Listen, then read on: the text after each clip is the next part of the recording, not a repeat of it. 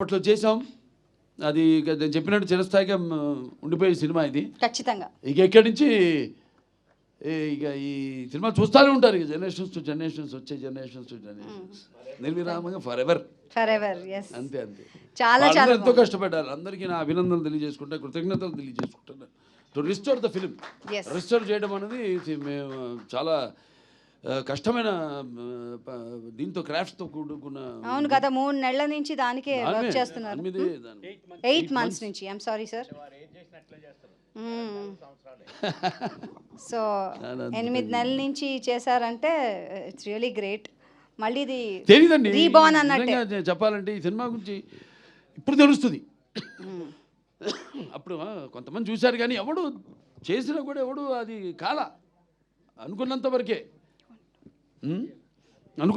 అంతేగాని ఏది జరగల ప్రాక్టికల్గా. ఇక ఈ సినిమా ఇవాళ మాట్లాడుకుంటారు మొత్తం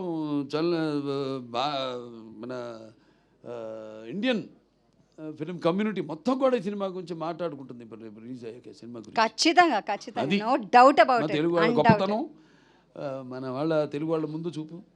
ఖచ్చితంగా forward thinking. Thank you so much అండి.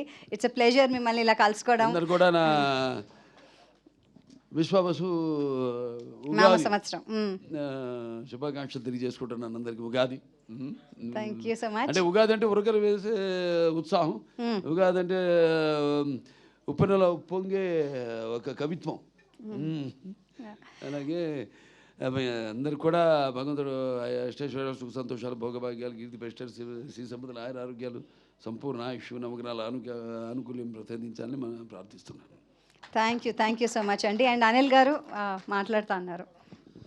అండ్ ఫస్ట్ ఆఫ్ ఆల్ నాకు ఈ వేదిక ద్వారా ఫస్ట్ కృష్ణప్రసాద్ గారిని అండ్ టీమ్ని నిజంగా సార్ ఆదిత్య 369 లాంటి ఒక క్లాసిక్ని అది ఆ ప్రింట్ నుంచి డిజిటలైజ్ చేసి అది మరుగున పడిపోకుండా అంత గొప్ప చిత్రాన్ని 4K చేసి మీరు ఈరోజు ఇక్కడికి తీసుకురావడం సార్ నిజంగా అద్భుతం సార్. ఎందుకంటే ఎన్నో తెలుగు గొప్ప చిత్రాలు బ్లాక్ అండ్ వైట్ చిత్రాలు కూడా చాలా వరకు మనం ఇప్పటికీ టీవీలో చూస్తున్నాం. అంటే అలాంటి సినిమాలు సేవ్ చేయడం అనేది కూడా మనకు అవసరం. అండ్ ఇంకోటి బాలయ్య బాబు గారు చెప్పినట్టు ఇది నిజంగా ఇది రిలీజ్ కాదు, ప్రీ రిలీజ్. నాకెందుకో ఆయన అఖండ, వీరసింహారెడ్డి, భగవంత్ కేసరి, డాకు మహారాజ్, అఖండ 2 మధ్యలో ఇది ఒక బ్లాక్ బస్టర్ అయిపోద్దాం అనిపిస్తుంది.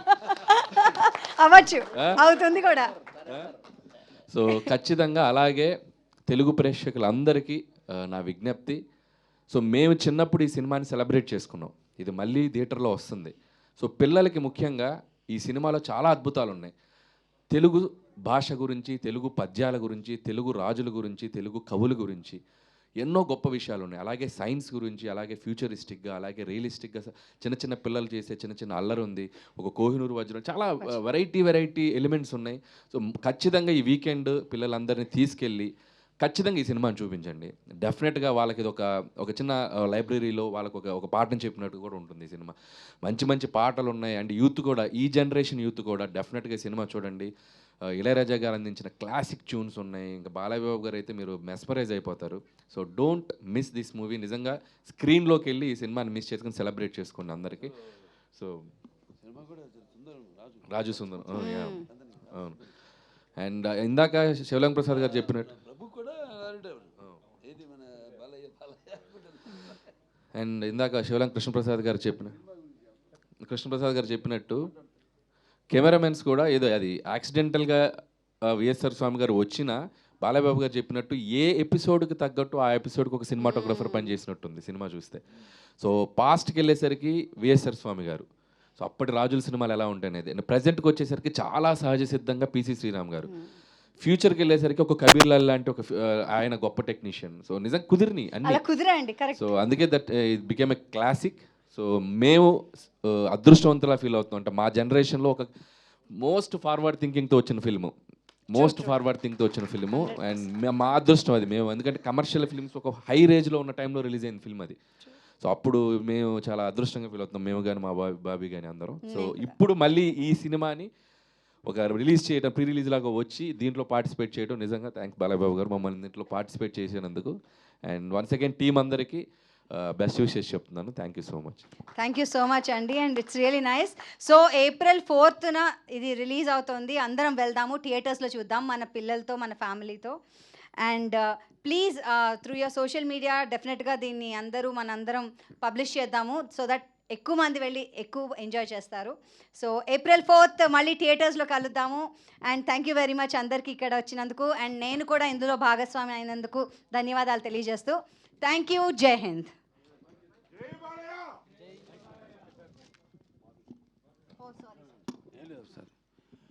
ఇప్పుడు నాకు ఒకటే ఇన్స్పిరేషన్, ఇంకోటి మర్చిపోయాను ఏంటంటే, ఇప్పుడు నాన్నగారిది కర్ణ ఉంది, దాంట్లో ఒక డైలాగ్ ఉంది. అంటే భాష మీద మనం ఎట్లా జనాన్ని అట్రాక్ట్ చేయాలి. ఫస్ట్ మన భాష it's call the Italian of the east. Telugu అనేది అంత సుమధురమైన భాష, అలాగే పవర్ఫుల్ భాషను కూడా చేసింది నాన్నగారే. మళ్ళీ అప్పటిదాకా మనకి పుస్తకాలు, ఆ కవిత్వం, వాటి వరకే రెస్ట్రిక్ట్ అయింది భాష మంది. ఇప్పుడు కర్ణలో ఉంది, లేకపోతే విరాగి అయిన పాండురాజుకు సరగణి కుల ప్రవర్తనాశక్తి అయిన కుంతికి జనించిన పాండవులు అని అది ఇదని దాని ఇంట్రెస్ట్ కలగడానికి మళ్ళీ నెమ్మదిగా ఒక్కొక్క లైన్కి మరి పాండవులు, దాని తర్వాత మళ్ళీ పాండవులు లాగినప్పుడు ఇంట్రెస్ట్ కలుగుతుంది జనరల్గా. అర్థం కాని వాడికి, బామరుడికి అర్థం కాదు ఏంటి ఎందుకు ఇలా లాగాడాయన, పాండవులని ఎందుకు లాగాడాయన అని.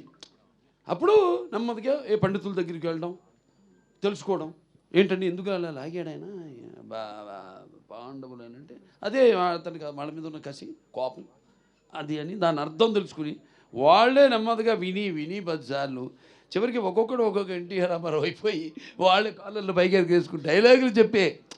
అంటే మాధ్యమం, సినిమా మీడియా అండ్ ఆలోచన మాధ్యమమే కాదు, ఒక హౌ టు ఎలా దాన్ని. ఇప్పుడు పిల్లలకు ఉంది, నేను చెప్పాను ఇందులో మేకతోక మేకతోక మేకతోక మేక మేకతోక మేకతోక మేక ఒక్కొక్క తోక మేక మేకతోక మేక మేక ఒక్కొక్క తోక మేక మేకతోక మేక.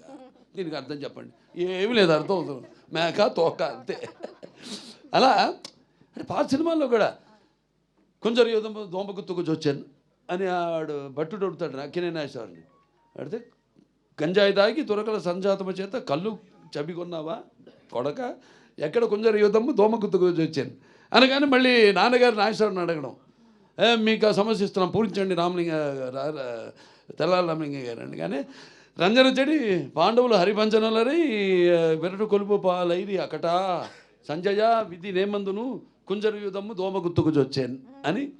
అది భాషలో ఉన్న టంగ్ ట్విస్టర్స్ ఉన్న అర్థం ఎలా మార్చేసి, అయ్యా రామకృష్ణ నీ తలకి 2 వైపుల పదునేనయ్యా అంటారు నాన్నగారు. క్లాసిక్, వాళ్ళు పుట్టారు, వాళ్ళు ఆ పాత్రకు పుట్టారు అంతే. నాన్నగారు కానీ నాగేశ్వరరావు కానీ అట్లా పుట్టారు. అలాగే ఈ పాత్రకి నాకు అవకాశం కలగడం అనేది నా ముందుగా బిడ్డగా పుట్టడం, తర్వాత నాకు అవకాశం రావడం హ్యాట్స్ ఆఫ్ టు మా నిర్మాత గారికి, మా డైరెక్టర్ సింగీత శ్రీనివాసరావు గారికి, ఎస్పి బాలసుబ్రహ్మణ్యం గారికి. ఆయనకి నా జీవితాంతం రుణపడి ఉంటాను నేను. ఇటువంటి అద్భుతమైన సినిమా పాత్ర నా